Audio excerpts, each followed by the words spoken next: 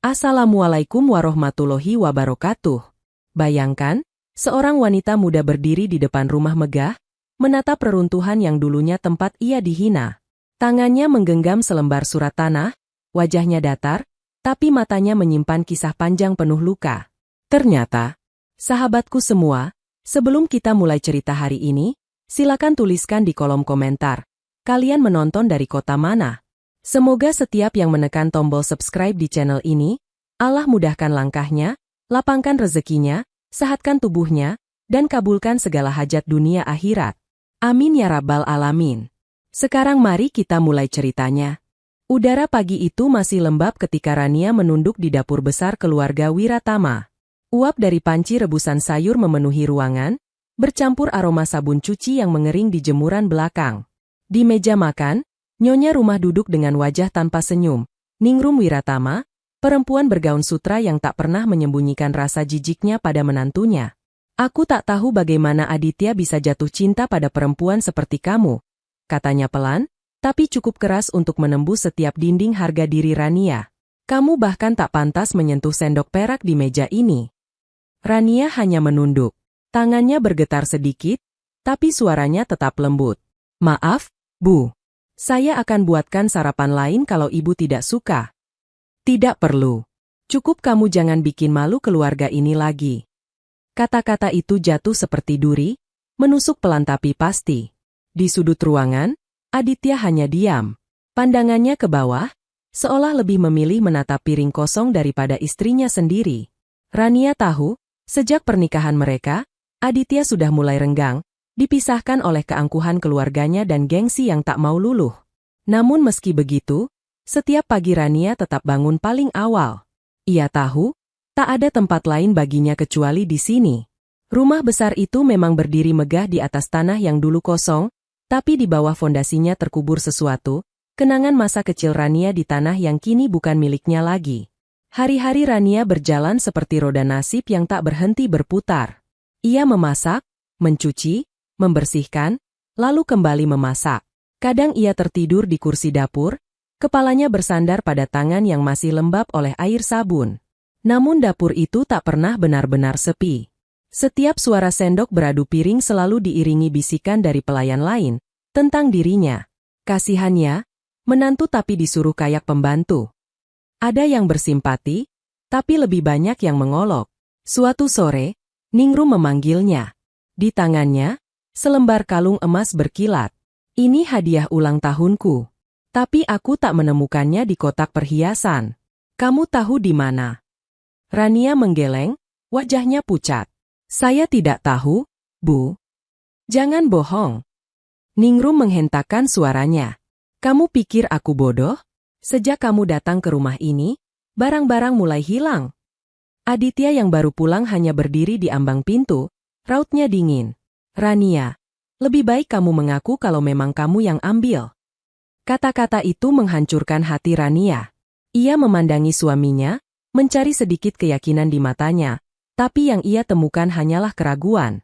Di dadanya, sesuatu mulai retak. Ia tak lagi menangis, hanya diam. Malam itu, Ningrum memerintahkan semua barangnya dikemas. Keluar dari rumah ini sebelum matahari terbit. Aku tak mau ada pencuri di keluargaku. Rania tak membantah. Ia berjalan ke kamar, mengambil tas kecil, dan menggenggam perutnya yang mulai membesar. Di luar, hujan mulai turun, seperti ikut meneteskan air mata yang tak lagi sanggup ia keluarkan. Jalanan becek menelan langkah Rania satu persatu. Lampu-lampu rumah besar itu redup di belakangnya, perlahan menghilang di balik kabut hujan. Udara dingin menusuk kulit, tapi ia tak berhenti. Satu tangan melindungi perutnya, satu lagi menggenggam tas lusuh yang hanya berisi pakaian dan foto kecil bersama Aditya, yang kini terasa seperti orang asing. Setiap langkah terasa berat, tapi di dalam keheningan malam itu, Rania justru merasa bebas untuk pertama kalinya. Tak ada lagi suara hinaan, tak ada tatapan sinis. Hanya suara hujan, deras dan jujur, membasuh sisa-sisa harga diri yang masih tersisa. Ia berlindung di bawah jembatan kecil. Di situ, ia berbicara pada bayi di dalam perutnya. Nak, maaf kalau ibu lemah. Tapi ibu janji, kita akan berdiri lagi. Entah kapan, Tapi pasti. Kilatan petir menyambar langit. Di kejauhan, rumah besar keluarga Wiratama masih berdiri kokoh. Tapi di hati Rania, rumah itu sudah runtuh. Ia menatapnya untuk terakhir kali, lalu menutup matanya. Dalam hatinya, benih kecil dari kekuatan mulai tumbuh. Tenang, tapi tak terbendung. Waktu bergulir seperti pasir yang jatuh tanpa suara. 3 tahun telah lewat sejak malam hujan itu, dan Rania kini hidup di kota kecil di pinggir sungai. Rumah kontrakannya sederhana, berdinding papan, namun selalu beraroma hangat setiap kali putrinya, Naila, tertawa. Setiap pagi, Rania menjahit pakaian di bawah sinar lampu minyak. Ia menerima pesanan dari tetangga, baju seragam sekolah, taplak meja, kadang juga baju pengantin dari orang-orang yang bahkan tak tahu kisah getir di balik senyum lembutnya. Ia tak lagi memikirkan masa lalu, tapi kadang, ketika jarum jahit menembus kain terlalu keras, ia sadar, luka itu belum sembuh. Di malam sunyi, Rania sering menatap foto ayahnya yang sudah lama meninggal. "Ayah," bisiknya, "andai dulu ayah tidak menitipkan tanah itu pada keluarga mereka, mungkin hidupku tidak akan seburuk ini." Namun hidup punya caranya sendiri untuk berputar. Suatu sore, seorang petugas kelurahan datang mengantar surat tanah yang katanya harus diverifikasi ulang. Di situ, nama ayah Rania tertulis jelas sebagai pemilik sah sebidang tanah di daerah desa tempat keluarga Wiratama tinggal. Rania tertegun. Ia menggenggam surat itu erat. Tanah itu, dadanya bergetar. Yang di atasnya berdiri rumah mereka. Suara hatinya berbisik lirih. Ini bukan kebetulan. Beberapa malam berikutnya, Rania tak bisa tidur. Surat itu tergeletak di atas meja, diapit 2 foto lama. 1 foto dirinya bersama Aditya, 1 lagi foto ayahnya di kebun belakang rumah. Ia mulai menelusuri nama-nama yang tertera di dokumen itu, mencari arsip lama di kantor desa, dan menemukan kenyataan yang menampar perasaannya. Ayahnya memang pernah meminjamkan tanah itu untuk dikelola keluarga Wiratama, tanpa pernah menjualnya. Hanya kesepakatan lisan, tanpa batas waktu. Tapi setelah ayahnya meninggal, surat itu lenyap. Dan kini, surat itu kembali padanya. Utuh, dengan cap sah pemerintah desa. Rania menggigit bibirnya, menahan gemetar. Ia bukan tipe perempuan yang haus balas dendam, tapi di hatinya ada satu keinginan kecil, menegakkan kebenaran yang pernah diinjak. "Kalau aku diam, aku tetap hina," katanya pada dirinya sendiri. "Tapi kalau aku berdiri, setidaknya Naila akan tahu ibunya tidak kalah." Keesokan harinya, Rania berangkat ke desa dengan naik bus tua. Sepanjang perjalanan, ia menatap keluar jendela, menyaksikan pemandangan sawah yang dulu ia lewati saat remaja. Hatinya bergetar, bukan karena takut, tapi karena tahu langkahnya kali ini tak bisa ditarik mundur. Desa tempat segalanya bermula kini tampak berbeda. Rumah-rumah besar berdiri megah, tapi wajah-wajah orang-orang masih sama, penasaran, penuh bisik-bisik ketika melihatnya turun dari bus. Rania berjalan pelan melewati jalan batu menuju rumah besar keluarga Wiratama. Di depan pagar besi tinggi itu, ia berhenti. Nafasnya panjang, tapi mantap. Ia tak lagi gadis rapuh yang diusir di malam hujan. Ia adalah seorang ibu, seorang perempuan yang membawa kebenaran di tangannya. Pintu pagar terbuka. Dari dalam muncul Aditya, mengenakan kemeja mahal, tapi wajahnya tampak letih. "Rania?" Suaranya pelan, nyaris tak percaya. Rania menatapnya tanpa senyum. "Aku datang bukan untuk mengungkit masa lalu," katanya tenang. "Aku datang untuk mengingatkan, rumah ini berdiri di atas tanah ayahku." Dari dalam, terdengar suara Ningrum. "Siapa yang datang, Dik?" Lalu ia muncul, dengan tatapan tajam yang masih sama. Tapi kali ini, ketika melihat kertas di tangan Rania, ekspresinya berubah. "Surat tanah ini asli," ucap Rania sambil mengulurkannya. "Aku hanya ingin ibu tahu, semua yang kalian bangun di sini, berdiri di atas sesuatu yang bukan milik kalian." Hening seketika. Angin sore berhembus, membawa aroma debu dan waktu. Di mata Ningrum, ada sedikit keraguan, tapi di mata Rania, hanya ada keteguhan yang tenang. Hari itu, rumah besar keluarga Wiratama tak lagi sekokoh dulu. Ia mulai retak, bukan karena waktu, tapi karena kebenaran yang akhirnya datang mengetuk. Pagi itu, Udara desa masih lembab oleh embun ketika Rania melangkah ke halaman rumah yang dulu ia rawat dengan air mata. Langkahnya mantap, tapi jantungnya berdebar pelan, bukan karena takut, melainkan karena masa lalu yang tiba-tiba hidup kembali di setiap detail yang ia lihat. Pot bunga di teras, genteng merah yang dulu ia bersihkan setiap pagi, bahkan kursi rotan di serambi tempat ia sering menunggu Aditya pulang. Namun kali ini, tak ada senyum menyambut. Ningrum berdiri di pintu, kedua tangannya terlipat di dada. "Untuk apa kamu datang lagi ke sini?" Suaranya dingin, tapi matanya gelisah. Rania menatapnya dengan tenang. "Aku hanya ingin menyelesaikan urusan yang belum selesai." Ia menyerahkan surat tanah yang telah disahkan ulang oleh kelurahan dan notaris. Cap merahnya menyala seperti api di antara ketegangan udara. "Tanah ini bukan milik siapapun selain keluarga ayahku," kata Rania pelan, namun tegas. "Dan aku hanya ingin keadilan." Ningrum tertawa kecil, getir. "Keadilan? Setelah kamu menghancurkan nama keluarga kami." "Nama baik tidak hancur karena kebenaran, Bu," jawab Rania. "Tapi karena kebohongan yang terus dipelihara." Di belakang mereka, Aditya muncul, menatap istrinya yang dulu diusir. Ia ingin bicara, tapi Rania hanya menatapnya sekilas, lalu berpaling. Waktu telah menebalkan jarak di antara mereka, dan tak ada kata maaf yang cukup untuk menembusnya. Hari itu, Rania meninggalkan rumah itu tanpa menoleh lagi. Tapi jejak langkahnya tertinggal, seperti garis halus yang akan memecahkan keangkuhan keluarga Wiratama sedikit demi sedikit. Beberapa minggu kemudian, ruang sidang kecil di kantor kabupaten dipenuhi orang. Warga desa datang diam-diam, ingin menyaksikan kisah lama yang kini kembali ke permukaan. Di satu sisi, duduk keluarga Wiratama dengan pengacara mereka. Di sisi lain, Rania, sendirian, hanya ditemani map coklat yang sudah mulai lecek. Namun di wajahnya, tak ada gentar sedikit pun. Hakim memulai sidang dengan suara datar. Berdasarkan bukti dokumen, surat tanah ini mencantumkan nama almarhum Bapak Darmawan, ayah dari pihak penggugat, sebagai pemilik sah lahan tersebut.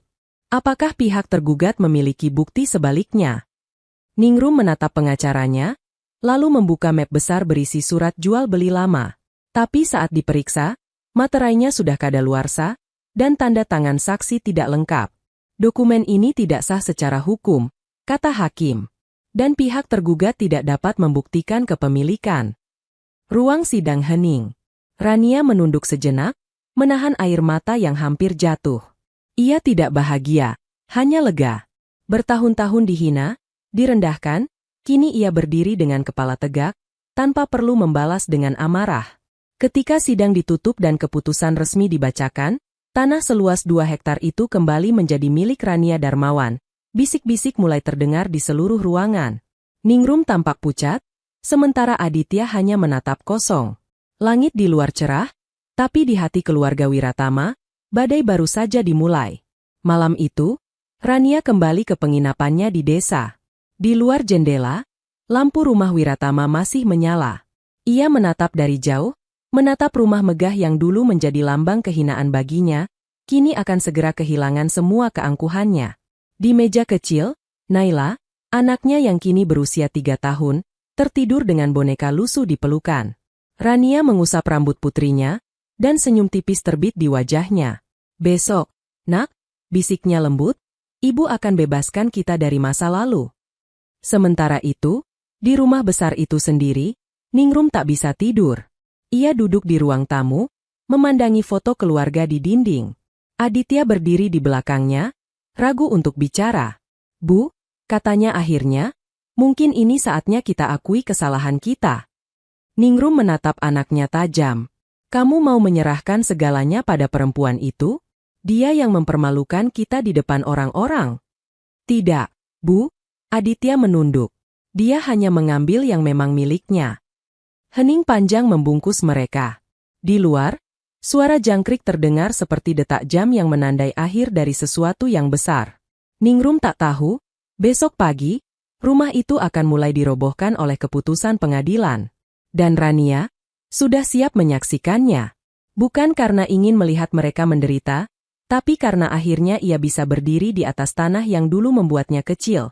Kini menjadi saksi bahwa kebenaran tidak pernah mati, hanya menunggu waktu untuk berbicara. Langit berwarna abu-abu ketika Rania melangkah ke halaman rumah yang sebentar lagi tinggal kenangan. Di ujung jalan, suara mesin berat sudah terdengar, ritmis dan berat seperti napas terakhir sebuah masa lalu. Warga desa mulai berdatangan, berdiri dalam lingkaran bisu, menatap rumah besar keluarga Wiratama yang selama ini mereka anggap tak tersentuh. Di depan gerbang, Rania berdiri diam. Ia mengenakan baju sederhana berwarna biru tua, rambutnya diikat rapi. Wajahnya tenang, tapi matanya menyimpan badai yang telah lama menunggu reda. Di tangannya tergenggam salinan keputusan pengadilan dan surat tanah asli yang kini atas namanya sendiri. Dari dalam rumah, Ningrum muncul tergesa, matanya sembab, suaranya parau. Kamu tak tahu apa yang kamu lakukan, Rania. Rumah ini dibangun oleh kerja keras suamiku, bukan oleh belas kasihan siapapun. Rania menatapnya. Dan tanah ini dibangun dari janji ayahku yang kalian hianati. Aku tidak ingin menghancurkan, Bu. Aku hanya ingin mengembalikan. Ningrum menangis, bukan karena kehilangan, tapi karena rasa malu yang tak bisa lagi disembunyikan. Aditya muncul di belakangnya, menatap Rania dengan wajah yang tak tahu harus menyesal atau lega. Rania, bisakah kita bicara? Tanyanya lirih. Tidak ada lagi yang perlu dijelaskan, Aditya. Jawab Rania tanpa menoleh. Semua sudah dijawab oleh waktu. Ketika ekskavator mulai bergerak maju, suara logam menggigit dinding rumah. Genteng-genteng jatuh satu persatu, seperti kepingan kenangan yang tak bisa diselamatkan lagi. Rania menutup matanya sebentar, bukan untuk menghindar, tapi untuk mengucap doa. Suara runtuhan terdengar menggema, seperti gemuruh petir di tengah siang. Debu berhamburan, menutupi langit dengan warna kelabu. Di antara kerumunan, Rania berdiri tak bergerak, sementara Naila menggenggam tangannya erat, menatap pemandangan itu dengan mata polos yang belum tahu arti kehilangan. Ningrum berlutut di tanah, menatap puing-puing yang dulu ia sebut rumah. Tuhan, gumamnya, apa aku terlalu sombong sampai engkau tunjukkan ini di depan semua orang? Aditya mendekat pada Rania. Wajahnya kotor oleh debu, suaranya pecah. Rania, aku salah. Aku lemah waktu itu. Aku biarkan mereka mengusirmu. Tapi aku tak pernah berhenti menyesal. Rania menatapnya lama, lalu berkata pelan, penyesalan tak bisa membangun rumah yang kalian runtuhkan dengan kesombongan. Tapi, aku sudah memaafkan, Aditya. Karena tanpa luka itu, aku takkan pernah tahu sekuat apa aku sebenarnya. Air mata menetes di pipinya, bukan karena sedih, melainkan karena akhirnya beban itu lepas. Rumah di belakang mereka ambruk seluruhnya, menyisakan hanya satu tembok kecil di sisi kanan, dinding tempat dulu Rania pernah menulis kalimat kecil dengan kapur. Di sini aku pernah mencoba bertahan. Ketika debu perlahan reda, matahari menembus celah awan. Rania mengangkat wajahnya, dan dalam pantulan cahaya itu, segala yang dulu terasa pahit berubah jadi rasa damai yang lembut. Sore menjelang ketika semua selesai. Tanah itu kini kosong, hanya menyisakan puing, bata, dan selembar genteng yang masih utuh di ujung tumpukan. Para pekerja telah pergi, warga pun bubar, meninggalkan Rania dan putrinya berdiri di tengah keheningan. Angin sore membawa aroma tanah basah. Rania berjalan pelan ke tengah lahan, menunduk, dan menancapkan bunga kecil yang ia bawa dari rumah.